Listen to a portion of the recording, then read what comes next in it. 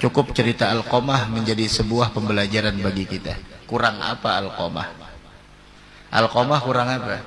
Hidup di zaman Nabi, sholat di belakang Nabi, ibadahnya luar biasa, sedekahnya hebat.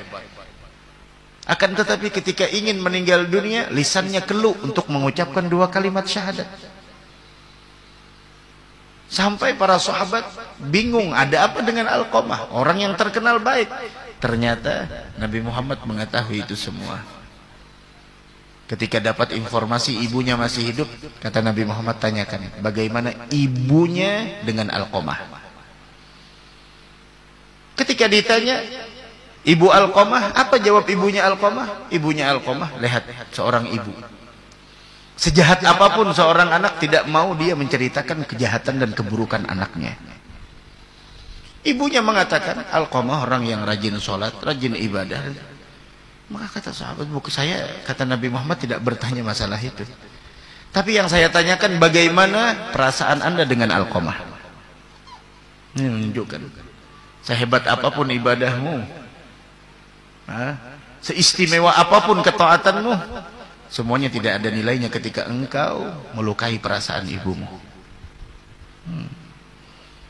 Kadang-kadang seorang anak di hadapan orang tua lebih memilih melihat handphone daripada melihat wajah kedua orang tuanya. Padahal ketika engkau melihat handphone, apa yang kau dapatkan? Tapi ketika engkau memandang wajah kedua orang tuamu, pahala yang kau dapatkan. Karena memandang wajah kedua orang tua dengan pandangan rahmat, ada bernilaikan ibadah di sisi Allah. Pandangi wajah mereka.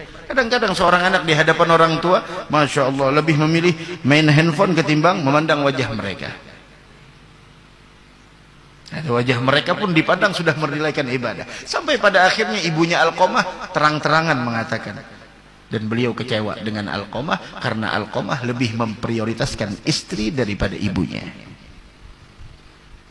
Pada akhirnya apa? Kata Nabi Muhammad, ya udah, kalau ibunya tidak meridhai, siapkan kayu bakar, kita bakar aja dah Alqamah. Bagaimanapun marahnya seorang ibu, kasih sayangnya akan selalu ada kepada anak-anaknya. Itulah kasih sayang sejati, adalah kasih sayang orang tua sama anaknya. Sesayang apapun orang dengan engkau, maka tidak sama seperti sayangnya kedua orang tua kita kepada kita. Itulah kasih sayang sejati. Sampai pada akhirnya mau apa, kata ibunya Alqamah? Bilang enggak, mau membakar Alqamah kalau tidak diridhai. Mendengar itu kasih sayang seorang ibu, langsung bilang, sudah ya Rasulullah, saya ridha dengan Alqamah. Kata Nabi Muhammad, benar, dari hati. Iya benar. Disuruh, diperintahkan sahabat untuk datang ke rumah Alqamah, lihat bagaimana Alqamah. Kalau dia, sang ibu maksudnya, memang ridha dari hati, Alqamah akan bisa mengucapkan 2 kalimat syahadat.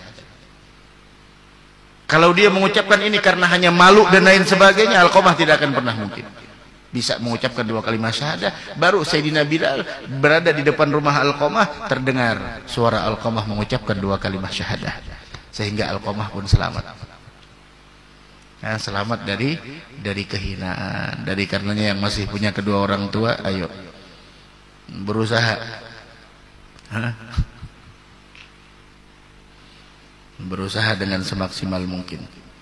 Bakti sama orang tua itu adalah menunjukkan kehebatan seorang anak tersebut. Mulia anak itu. Dan orang yang bakti dengan kedua orang tua akan diberikan ilmu. Orang yang bakti kepada orang tua, sebagaimana hadis Nabi Muhammad, birru abaakum tabirrukum abnaakum. Baktilah kalian sama kedua orang tua kalian, anak-anak kalian pasti akan bakti sama kalian. Ulama mengatakan dari hadis itu menunjukkan anak yang bakti sama orang tua diberikan panjang umur, 1. Yang kedua, diberikan jodoh. Yang ketiga, setelah itu diberikan keturunan. Dan setelah diberikan keturunan, dipanjangkan umurnya, dan dia mendapatkan kebahagiaan ketika melihat keturunannya ridha. Bahagia ketika melihat anak-anaknya bakti sama dia. Sebagaimana orang tuanya bahagia ketika melihat dia dahulunya bakti kepada kedua orang tuanya, dia pun akan bahagia dengan merasakan kebaktian anaknya dengan dirinya. Mudah-mudahan anak-anak kita jadi anak yang soleh dan solehah insyaallah. Amin ya rabbal alamin.